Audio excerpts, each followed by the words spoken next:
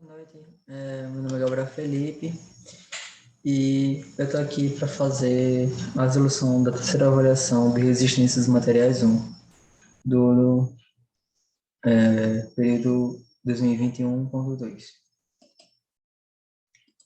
Primeira questão, uma barra de aço com módulo de elasticidade 210 gigapascal e uma barra de alumínio com módulo de elasticidade de 70 gigapascal são unidas para formar uma barra composta mostrada na figura. A figura é essa aqui.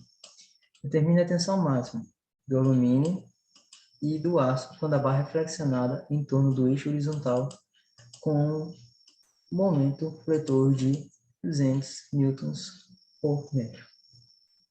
Vamos lá. Essa aqui é a barra, o esquema da barra que nos foi apresentado, né? E essa aqui é a parte de alumínio, essa aqui é a parte de aço, essa parte interna. A parte de aço, ela tem essas medidas, e do alumínio tem essas aqui. Vamos para a questão. Primeiro, eu transformei o aço numericamente em alumínio. Para isso, eu dividi o módulo de elasticidade do aço pelo do alumínio e deu um valor igual a 3, que depois vamos usar aqui embaixo. Em seguida, eu continuei a transformação. Peguei o valor que foi encontrado aqui do aço, multipliquei pela base do aço, que é essa aqui de 12, e achei esse B', que seria, teoricamente, a nova base do aço, a nova largura do aço, de 36 milímetros, que é vir aqui. Isso aqui seria o aço, que teria as propriedades do alumínio. Quando nós formos fazer os cálculos, vamos fingir que ele vai ser um alumínio, não um aço. E ficou com essas medidas: 36, 12, 12, 36, 12 de altura e 12 de altura. Certo? Após isso, nós fizemos alguns pequenos cálculozinhos. Primeiramente da área, dividimos a figura em duas partes, a da área 1 e da área 2. A da área 1 tinha 720 milímetros quadrados, aqui em quadrados, e aqui é a distância da linha neutra até o centroide, certo? O Y. E o A, Y com traço em cima, que está nessa outra unidade, é a multiplicação desses dois. Essa aqui é a área da figura 1, a área da figura 2. Esse aqui é a distância do centroide de Y até o centroide das figuras que a gente separou. E esse aqui é o somatório das áreas, certo?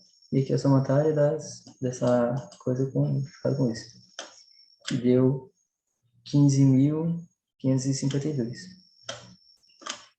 Em seguida, o que nós fizemos? Descobrimos quando era o valor do Y, só que esse aqui é um outro valor do Y, certo?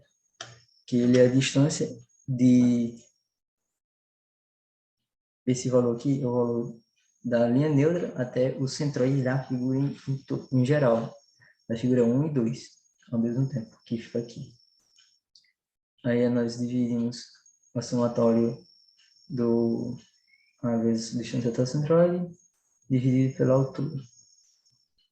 E deu esse valor, 3,5 milímetros. Em seguida, nós fizemos o cálculo do B, que é o somatório disso aqui, e o cálculo e pegamos a altura, que é essa altura aqui. Essa altura aqui. Se eu não estiver... essa altura mesmo. E vamos lá. Depois eu fui calcular um monte de inércia para cada figura. O B na primeira era 60, tá? E tinha a altura de 12. Então, fizemos aqui, substituímos na equação, deu esse valor. E fizemos a segunda figura também, que tinha 36, porque a largura dela não é a mesma largura da outra. A largura era essa aqui, somente. Então, ele é uma largura menor. e deu esse valor. Em seguida, eu calculei a distância dos centroides de cada figura até o centroide da figura geral. Então, eu peguei o 18, que é a distância do centroide da figura 1 para a linha neutra, subtrair pelo centroide realmente da peça, que é aqui, que é o Y. Deu 4,5 e eu, o mesmo procedimento fiz com o outro. Aqui foi invertido os lados para que esse lado aqui não, esse valor aqui não ficasse negativo e ficasse meio estranho de ler, porque não existe uma distância negativa. Só um deslocamento negativo, isso aí. Então, a gente fez o somatório, colocamos o momento de inércia da figura agora. Aí ficou inteira, que é isso aqui. E esse valor desse aqui, certo? E como é que a gente fez? A gente somou da figura 1 com a figura 2, multiplicando pela distância do centroide, distância da figura até o centroide, de cada uma dessas figuras até o centroide, multiplicar pela altura, elevado ao quadrado aqui, né? E pegamos o momento de inércia de cada peça. Em seguida, nós fizemos outro cálculozinho, que esse é o a distância da superior, da peça superior,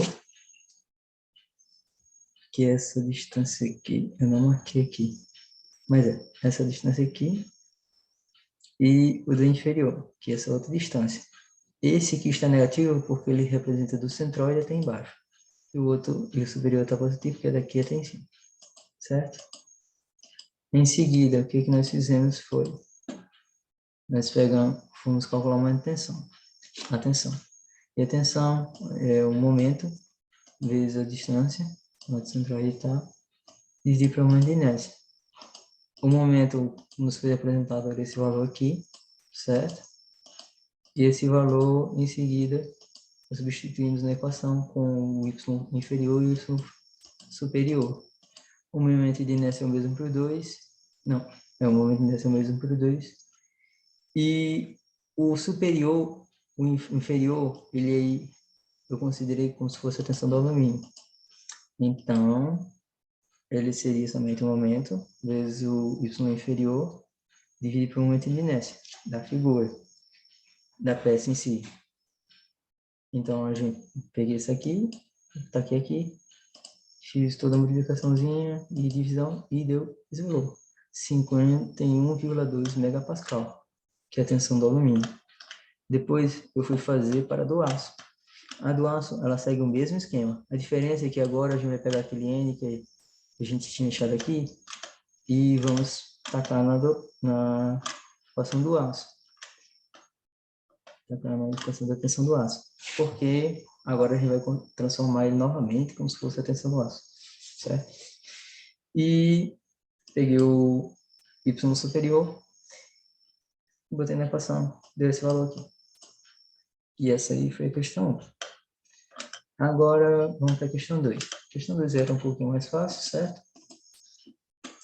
A única coisinha mais chatinha dela é que ela só muda o momento.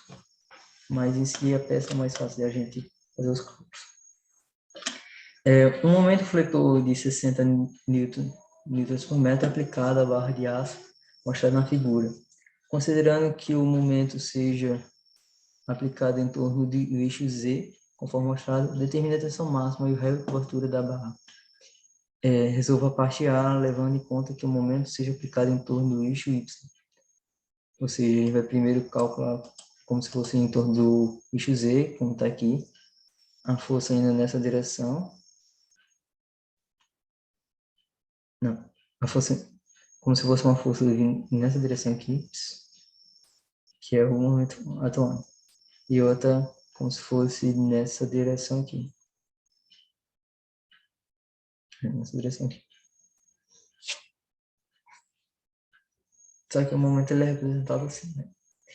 Uma ponta seta e depois a regra da mão direita. Então a gente vê. Então vai ser para cá e em seguida vai ser para cima. Que vai estar certinho. Ok? Vamos lá.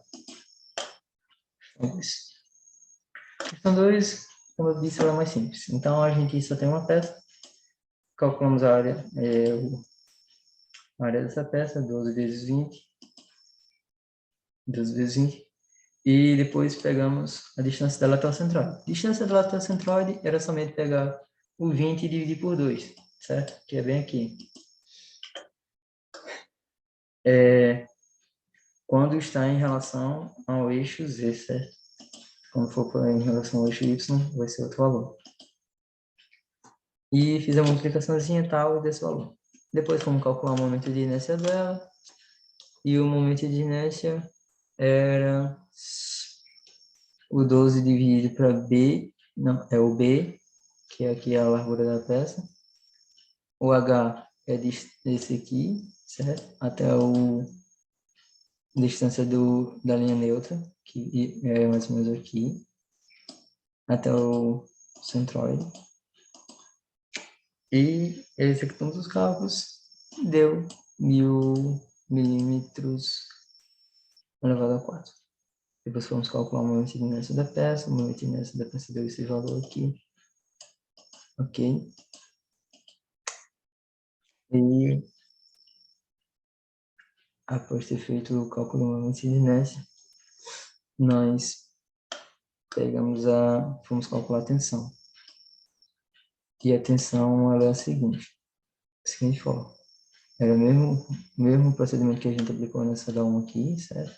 Pegando a distância da linha neutra até o centroide da peça, nessa direção, e botando os cálculos. O momento fletor que nos foi empregado é o momento que está aqui na questão, certo? Esse momentozinho aqui. E o momento de inércia foi esse aqui que nós achamos. E esse aqui foi a tensão que nós encontramos, mas não é isso que pede a questão. Porque ela também, não é só isso que pede a questão, porque também pede o raio de cobertura. E o raio de cobertura é assim, a gente pega essa letra aqui que é representada como O, só que não for o Rho realmente. E é o módulo de elasticidade vezes o momento de inércia dividido pelo momento fletor. Esse aqui eu já tinha tirado algumas unidades, mas esse aqui é o mesmo momento fletor que a gente usa aqui em cima, certo? Mas eu já tenho feito a transformação de unidade não. 2 vezes 10 elevado a 5, que é uma elasticidade, vezes o momento de inércia, dividido por 60, e deu este valor, que é a peça quando ela está em torno do eixo Z, certo? Quando a força está no eixo Z. Em torno do eixo Z. Agora vamos para uma outra, que agora é em torno do eixo Y, que também pede na questão, só que na parte B. A área da peça é a mesma, certo? O que diferencia realmente é a distância até o centroide, porque agora a gente vai considerar daqui até aqui. E para isso a gente só precisava dividir o 12 por 2, que dava 6. A área é essa aqui, a área multiplicada pelo negócio centroide é essa aqui. Calculamos o momento de inércia seguindo o mesmo procedimento, agora trocando os lugares aqui, né? Praticamente, porque agora o 20 vai estar como B e o H vai estar com a metade de 12, então é 6. E deu esse valor, certo? Deu esse valor. E em seguida fomos calcular o momento de inércia da peça. O momento de inércia, o D, ele é o mesmo valor do 6, certo? Porque o D é o valor, o D que ele não vai variar para a figura. Não é uma peça diferente, tá? E depois vamos para a tensão. Tensão segue a mesma forma. Momento fletor vezes a distância da linha neutra até o centroide, dividido pelo momento de inércia. Fizemos os cálculos, né? E o momento de inércia agora é diferente, né? Certo. E deu 200 megapascal. Depois eu fui calcular a rádio de curvatura da barra. A rádio de curvatura da barra seguiu o mesmo esquema. Inclusive, era só pegar a mesma forma anterior e substituir o I, momento de inércia, por esse momento de inércia aqui. Certo? Então, nós seguimos em diante com o cálculo e deu 6 vezes 10 elevado a 3 metros. E é um tanto absurdo. Não acredito nem que exista uma variação tão grande assim para uma peça. E foi isso aí.